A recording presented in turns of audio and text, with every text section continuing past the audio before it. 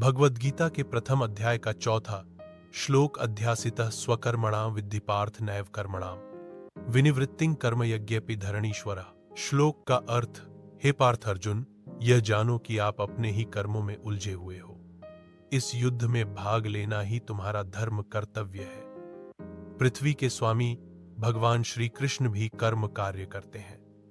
कर्म से कोई कभी विमुख नहीं हो सकता, क्योंकि यह ब्रह्म की लीला का एक हिस्सा है।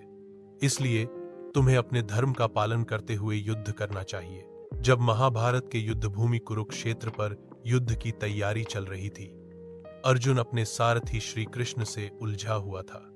उसे यह समझ नहीं आ रहा था कि इस युद्ध में अपने ही कुटुंबजनों, गुरुओं और प्रियजनों के खिलाफ लड़ाई करना उचित है या नहीं। अर्जुन मनोवैज्ञानिक रूप से बहुत परेशान था। तभी भगवान श्री कृष्ण ने अर्जुन को समझाया कि युद्ध करना उसके धर्म का भाग है।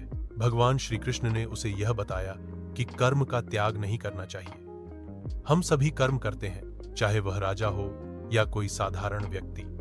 पृथ्वी के स्वामी भी अपने कर्तव्य का पालन करते हैं। इसीलिए अर्जुन को समझाया गया कि वह निष्काम भाव से अपने कर्तव्य का पालन करे। यह श्लोक अर्जुन को कर्मयोग की ओर उन्मुख करता है। इसका संदेश है कि जीवन में हम सभी को अपने कर्तव्यों का पालन करना चाहिए, बिना किसी चिंता, भय या आसक्ति के। यह गीता का महत्वपूर्ण सिद्धांत है। कर्म करते जाओ, फल की चिंता मत करो। सारांश, यह श्लोक हमें यह सिखाता है कि अपने धर्म, कर्तव्य का पालन करना जरूरी है। भाग्य, परिणाम या सफलता की चिंता किए बिना अपने कर्म को करते रहना चाहिए। यही गीता का परम संदेश है।